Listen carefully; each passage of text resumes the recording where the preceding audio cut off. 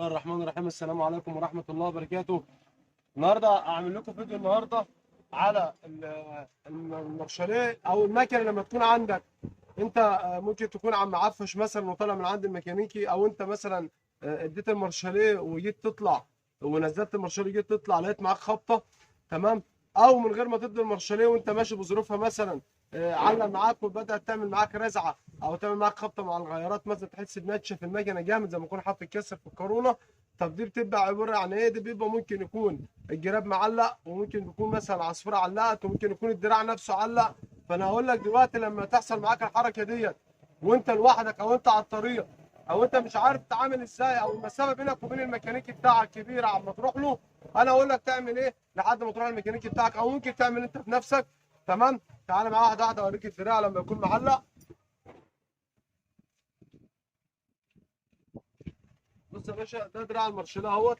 في ناس بتبقى بترفع المارشاليه زي كده مثلا وتنزل بإيدان المارشاليه نازل معاك للاخر من هنا، بس بيبقى في مشكله عندك في الواير. لو بصيت على الواير من هنا على المارشاليه نازل اهو، بص على الواير كده تلاقيه مشدود جامد. طب ما واحد اقول لك طب ما ده الطبيعي يا عم مصر هيبقى مشدود. ما هي في شده عن شده بتفرق. الشده لما انا اكون منزل الدراع ومفيش في سنه خلوص خالص، ده بيعمل معاك مشكله.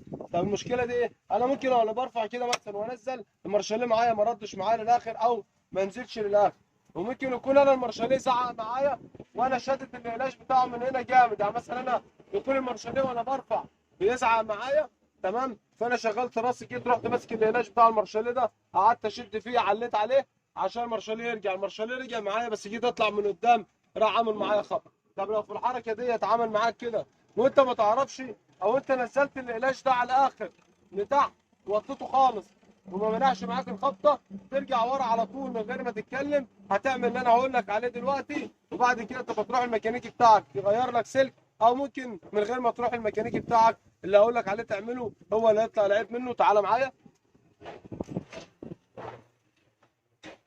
هات كده 8 يا ريس.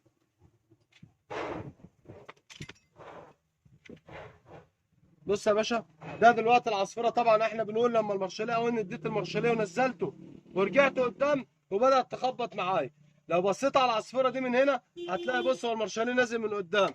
لو بصيت هنا كده هتلاقي في فاصل في القارونه من هنا، او في عصفوره الايه بتاعه المارشاليه. طب اعمل ايه هنا دلوقتي؟ ما انا بنزل المارشاليه، ما هو نازل، وبزق ما هو نازل اهو.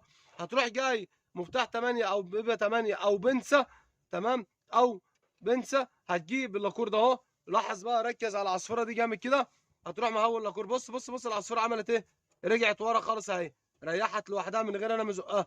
تمام. ليه؟ لان كانت معلقه والسلك كان مشدود على الاخر. وبعد ما تخلص ربطت او هويت العصفوره، هتروح رابط اللاكور بتاعك تاني زي كده جامد اهو، من غير ما تزق ولا تعمل حاجه. انت كل اللي عليك هتهوي اللاكور، هتروح هي التعليقه اللي معلقاها لوحدها تروح رد نفس الرده اللي انت شفتها دلوقتي، وبعد كده تربط اللاكور بتاعك جامد. ارفع المارشاليه يا ريس من هناك، ركز بقى كده اهو، نزل اهو. بص المارشاليه قاعد بينزل فين لتحت، ارفع،